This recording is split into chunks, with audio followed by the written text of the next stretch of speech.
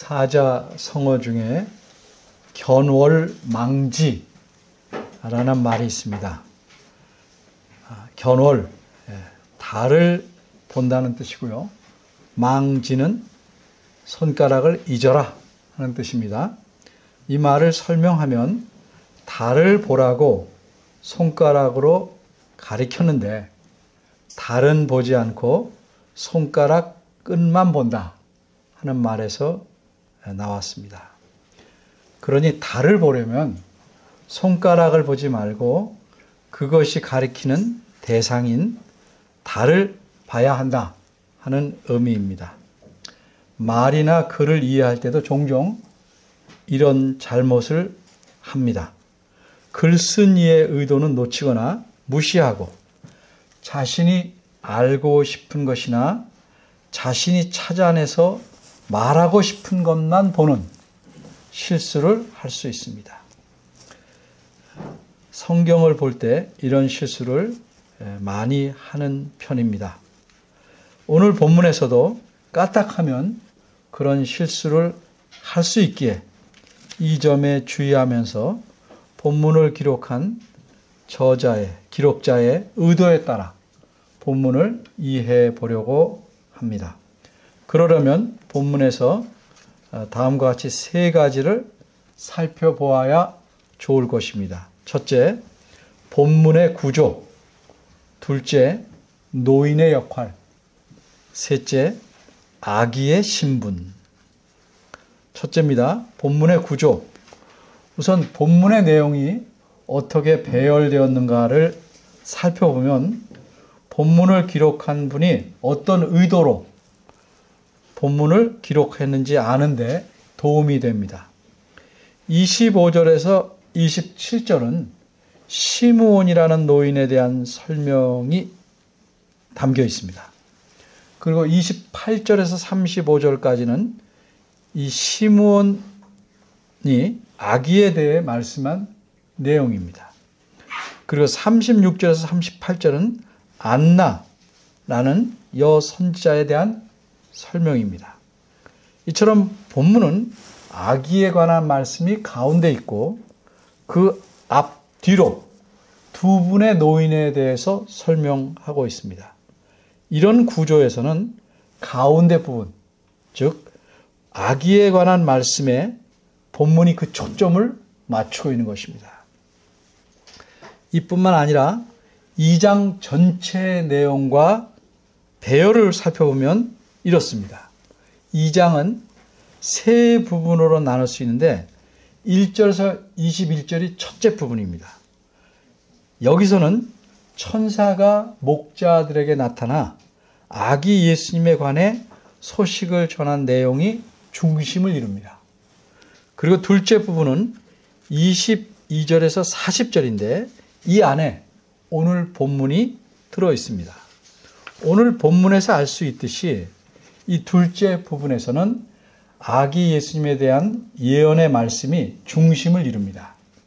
그리고 셋째 부분은 41절에서 52절인데 여기서는 소년이 되신 예수님께서 말씀하신 내용이 중심을 이루고 있습니다. 이처럼 누가복음 2장 전체가 예수 그리스도에게 초점을 맞추고 있습니다. 그런데 사실 좀 더 넓혀서 엄밀히 말하면 예수 그리스도는 오늘 본문이 들어있는 2장에서뿐만 아니라 누가복음 전체에서 초점이 되고 중심이 됩니다. 이 사실은 누가복음을 기록한 분이 어떤 목적으로 이 복음서, 누가복음을 기록했는지를 알려주는 부분을 보면 잘 알 수 있습니다. 근데 그 부분이 어디입니까? 이 부분은 누가복음 1장 1절에서 4절입니다. 기록자는 아예 누가복음 처음을 쓰면서 누가복음을 쓰는 목적이 무엇인지를 분명히 말하고 있습니다. 이 부분을 표준 세번역 개정판으로 제가 읽어보겠습니다. 우리 가운데서 일어난 일들에 대하여 차례대로 이야기를 엮어내려고 손을 댄 사람이 많이 있었습니다. 그들은 이것을 처음부터 말씀의 목격자요 전파자가 된 이들이 우리에게 전해준 대로 엮어냈습니다.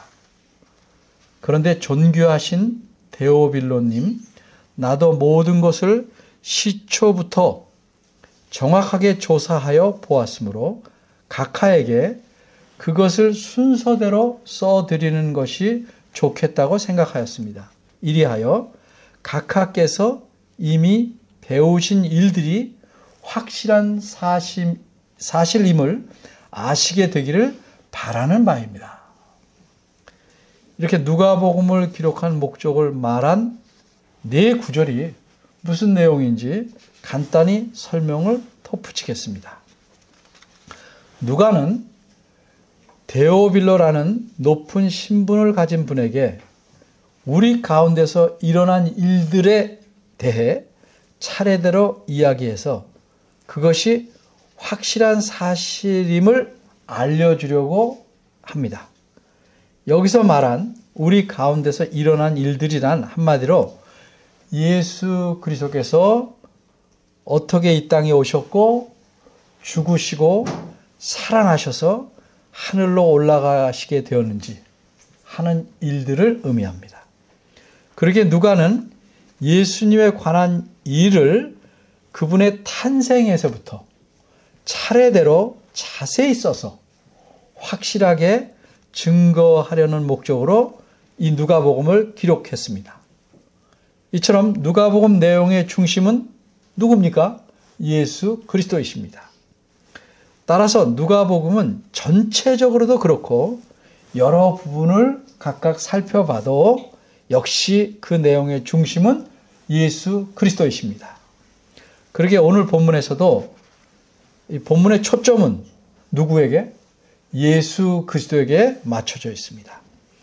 그럼 이제 오늘 본문의 초점은 그 가운데 부분인 아기 예수님에게 맞춰져 있는데 어째서 그 앞부분과 뒷부분에서 두 분 노인에 대한 설명이 나오는 것일까?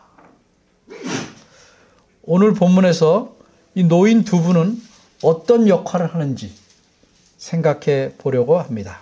두 번째로 노인의 역할. 여러분이 보시다시피 본문에는 노인 두 분이 나옵니다. 한 분은 앞에 나오고 또 한 분은 뒤에 나옵니다. 이 두 분에게는 공통점도 있고 차이점도 있습니다.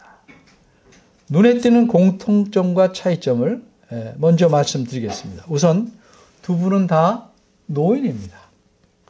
연세가 그래서 상당히 노인 중에서도 많습니다.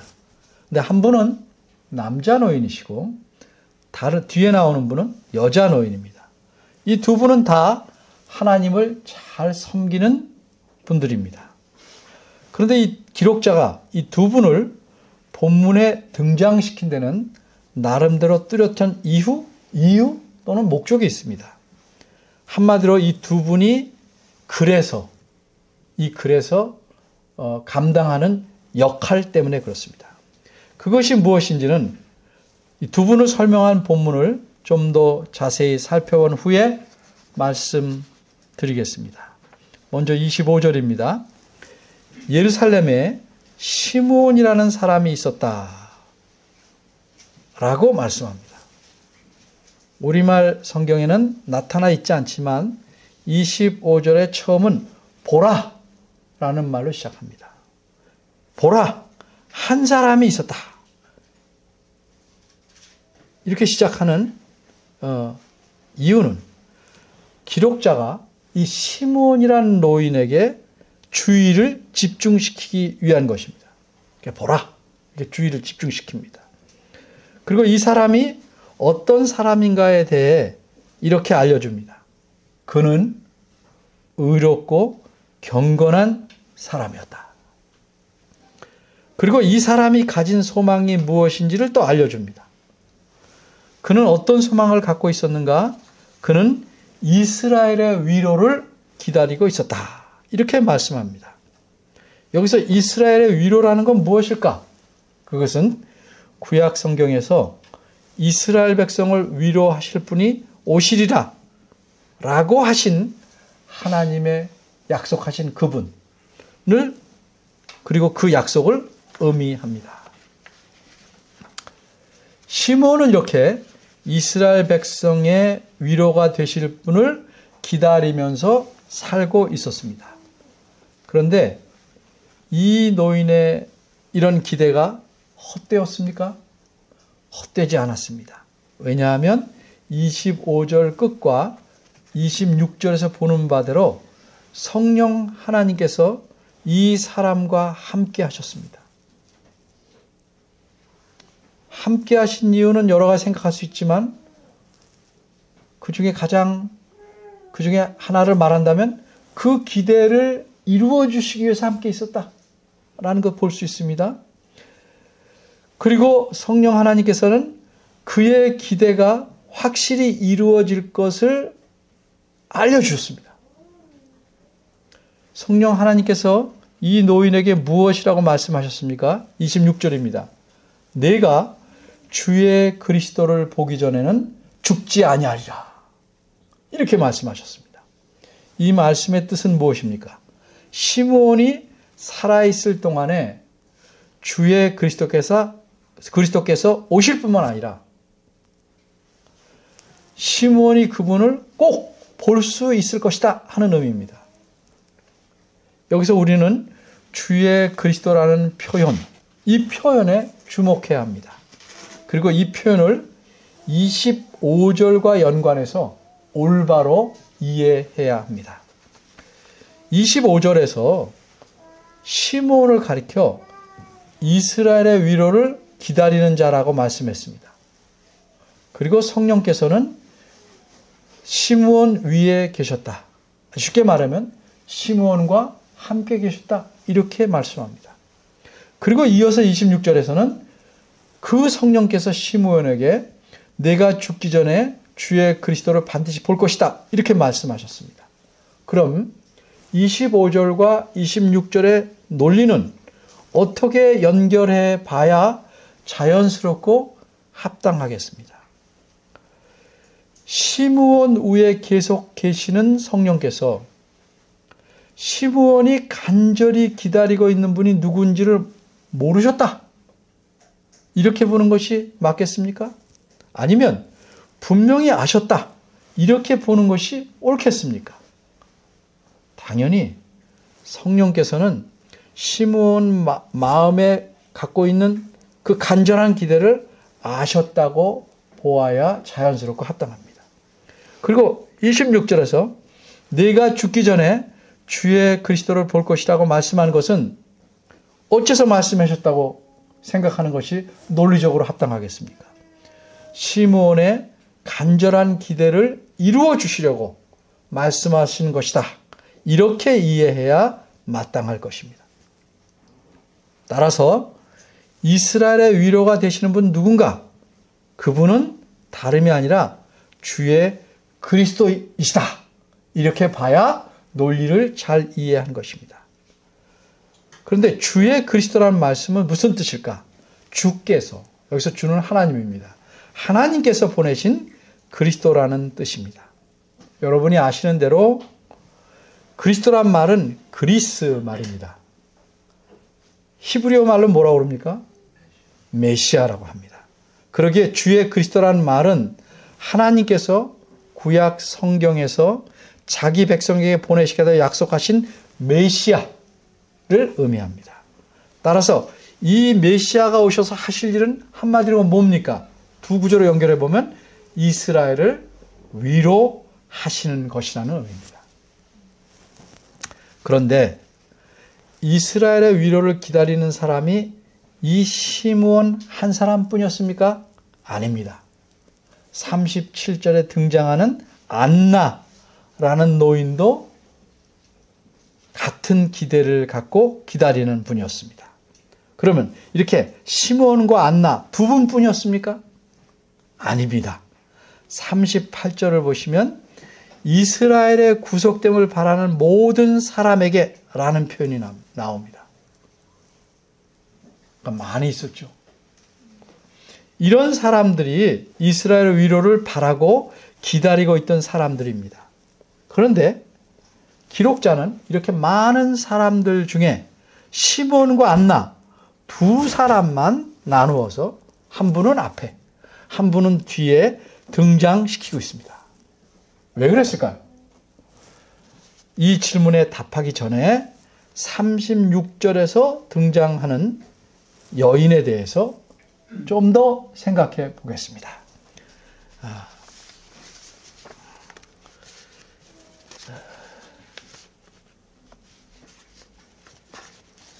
36절과 7절입니다. 이 여인은 평생을 매우 힘들게 살았습니다. 이분은 결혼해서 7년 동안만 남편과 살았습니다. 남편과 사별한 후로 오랜 세월을 홀로 지냈습니다.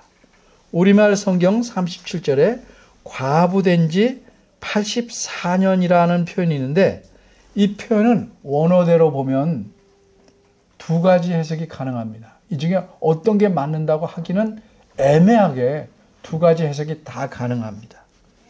하나는 뭐냐면 과부로서 살아왔고 현재 나이는 84세라는 해석입니다. 다른 하나는 과부가 된 후 84년이 지났다 하는 해석입니다. 어떻게 다르냐? 설명하겠습니다. 보통 이스라엘 여성은 일찍 결혼할 경우 14살, 어린이 돼야 되니까 14살에 결혼한다고 합니다. 이 여성이 일찍 결혼했다고 가정해 봅시다. 그럼 이 여인은 결혼한 후에 7년을 남편과 함께 살다가 사별했으니 이때 여인의 나이는 몇 세입니까? 왜 물어보냐면 설교를 잘 듣고 있나 확인하려고. 이거 어렵지 않은 숫자잖아요. 그렇죠? 21살입니다. 그럼 앞에 해석에 따르면 현재 이분의 나이가 84세라면 이 여인은 몇 년을 홀로 살아온 셈입니까? 조금 깊이 듣고 있는 사람이 알아요. 몇 세입니까? 63년. 대답 안 하시는 분 뭐죠? 63년을 혼자 살아오신 셈입니다. 그런데 뒤에 해석을 따라서 과부가 된 후에 84년이 지났다면 이 여인은 현재 몇 세입니까? 산수의 문제인지 집중의 문제인지 모르겠네요. 105세죠. 21 더하기 84니까 105세. 어쨌든 두 가지 해석 중에 현재 나이 84세라는 해석을 취하더라도 이 여인은 인생을 거의 홀로 힘들게 살아온 분이라고 말하는 게 타당합니다. 그런데 이분은 하나님의 은혜를 크게 입었습니다. 이분은 우선 어떤 분이에요? 여선지자이기 때문입니다. 여자 선지자 매우 드문 일인데 하나님의 은혜로 여성 선지자였기 때문입니다. 하나님께서 이분을 자신의 선지자로 삼으셨습니다. 그런데 이분이 하나님의 은혜를 입었다는 사실은 이것뿐이 아닙니다. 이 여인이 아셀 지파 사람이라는 데서 분명하게 드러납니다.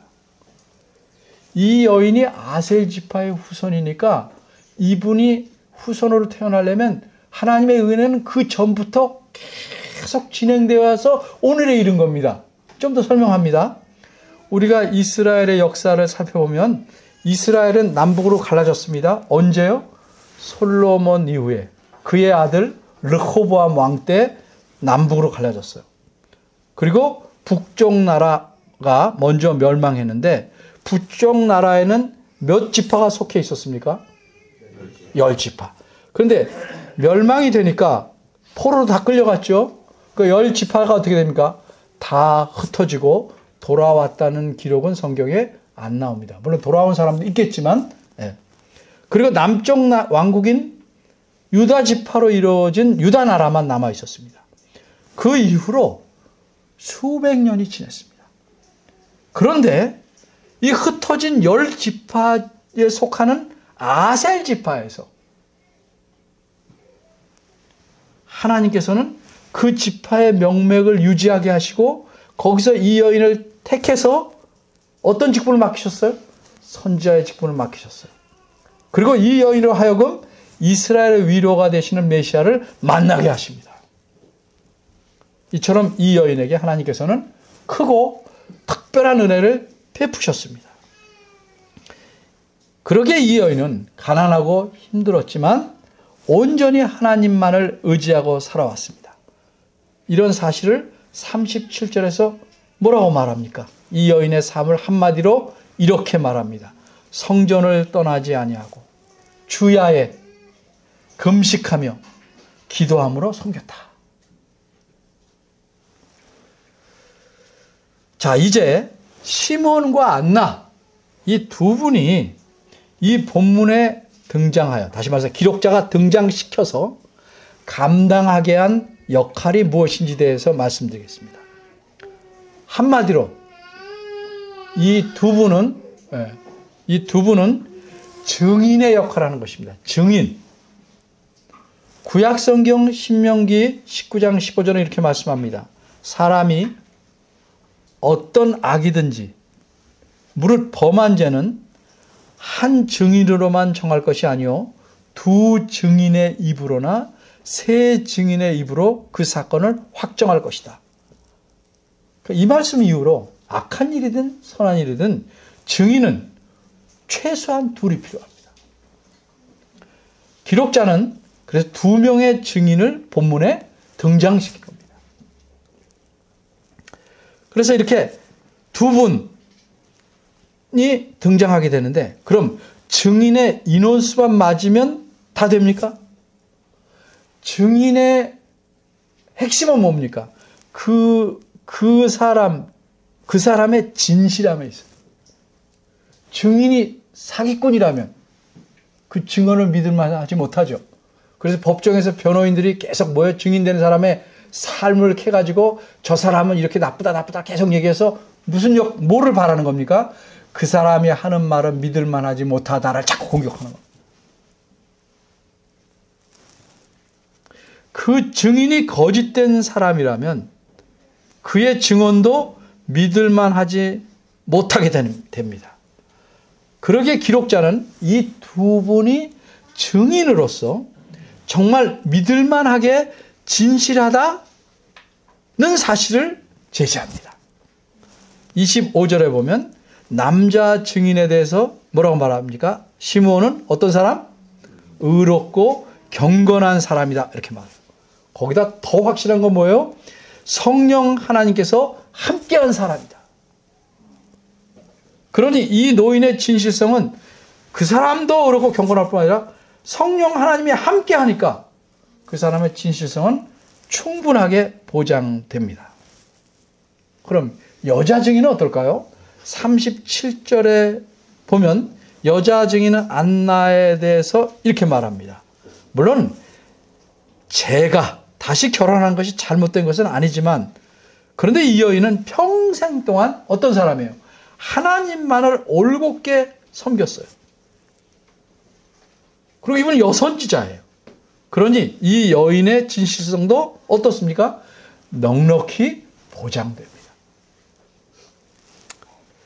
그런데 증인이 하는 내용의 증언의 내용이 진실되려면, 참되려면 증인의 인원수도 맞아야 되고 증인도 진실해야 되는 것 외에 필요한 조건이 하나 더 있습니다.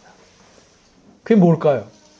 진실하고 수도 맞는데 증언하려는 내용을 모르거나 증언하려는 대상을 못 만났으면 의미가 없어요. 그러니까 증인은 자신이 증언하는 내용을 정확하게 보거나 알았느냐, 이게 중요합니다. 먼저 27절을 보니까 시몬은 분명히 자기가 증언하라는 누굴 만났어요? 아기 예수를 만나봤어요. 그런데 시몬이 만난 아기 예수가 과연 이스라엘의 위로가 될 뿐인가? 위로가 될 분이신가? 바꿔 말하면 하나님께서 보내신 그리스도이신가 하는 사실을 어떻게 보장할 수 있겠습니까? 나 거기 가봤다. 근데 그 거기가 내가 말하는 거기냐? 이건 확인해 봐야 되잖아요. 과연 시므온이 만난 아기가 이스라엘의 위로가 되는 분인가? 하나님께서 보내신 그리스도이신가? 어떻게 보장하냐 이 말이에요.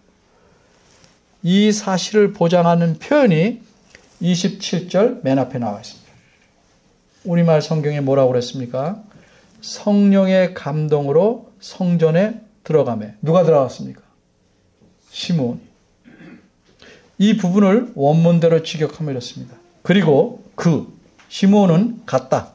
그 성령 안에서 성전 안으로. 이것이 정확히 무슨 뜻입니까? 시므온이 언제 자신이 기다리던 이스라엘 위로자이신 메시아를 언제 어디에 나타날지 알 수 있어요?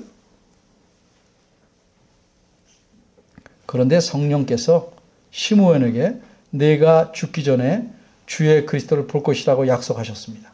그러면 성령 하나님이 져야 할 책임은 무엇입니까? 시므온으로 하여금 주의 그리스도를 만나게 해주셔야 합니다. 그럼 성령 하나님께서 시므온으로 만나게 하려면 성령 하나님은 적어도 뭘 알아야 돼요? 언제, 누구고, 어디서 만나야 할 줄 아셔야죠. 그걸 아시는 성령 하나님께서 시므온이 주의 그리스도를 만날 시간과 장소가 누군지를 정확히 아시기 때문에 그렇게 시므온을 이끌어서 성전으로 나아가서 아기 예수를 만나게 해주신 겁니다. 그럼 안나는 어떻게 아기 예수를 만나게 되었습니까? 그 만나게 된 과정을 38절이 이렇게 말씀합니다. 마침 이때에 나와서 37절에 성전에서 주야로 금식하며 기도하며 살겠다고 해서 거기서 계속 집에도 안 가고 살았다는 뜻은 아니죠. 강조해서 하는 표현입니다. 마침 이때에 나와서. 이 말씀이 뭐예요? 아기 예수님의 부모가 아기를 데리고 성전에 왔을 바로 그때 안나도 성전에 나와서 만나게 됐다는 겁니다. 우리 경험을 보면 하루 종일 전화를 기다리다가 마침 자리를 잠시 비웠을 때 전화가 와서 못 받거나, 그죠? 만나려던 사람이 나타났다가 가봐서 만나지 못하는 일이 이 세상에 덜어 일어나죠. 네, 여러분도 경험했을 거예요. 그런데 안나는 마침 이때 아기 예수가 성전에 나타났을 바로 그때 딱 성전에 나왔습니다. 원어에서는 이 점을 강조했습니다. 우리말 성경도 잘 살려서 번역했습니다. 그런데 이렇게 안나가 마침 이때 나타나게 된 것이 우연이 있을까? 우리는 우연이 없다는 거 잘 알죠? 어쨌든 아닙니다. 우연이 아니었다는 것을 글로 입증해야죠. 믿음으로 입증하지 말고 글로. 네. 그 다음에 안나가 어떻게 하는지 보면 알 수 있어요. 안나는 아기 예수를 만나고 어떻게 했습니까? 하나님께 감사했습니다. 왜? 만나게 해주셨으니까. 이 여인은 선지자입니다. 그러게 자신이 아기 예수를 만나게 된 것이 우연이라고 생각하지 않고 하나님의 인도하심으로 이해하고 그래서 감사했습니다. 그리고 기록자는 이런 사실을 전제하고 마침 이때라는 말을 써서 하나님의 인도하심으로 만나게 된 것이라고 말하고 있는 것입니다.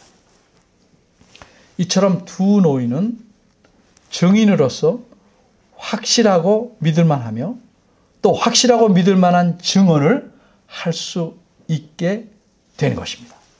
그럼 이 증인이 증언하는 내용은 무엇인가? 그건 아기에 대한 이야기입니다. 아기 예수에 대한 이야기입니다. 그런데 그 점에 대해서는 다음에 계속 말씀드리겠습니다. 본문에서 두 증인은 평생을 경건하게 살며 하나님께서 보내신 그리스도를 기다렸다가 하나님의 은혜로 만나게 된 사람들입니다. 이들의 기쁨이 어떠했겠습니까? 오늘 본문에는 아직 안 나오지만 시므온과 안나는 이제 죽어도 여한이 없다라고 말할 만큼 기쁘고 감사한 것이 분명합니다.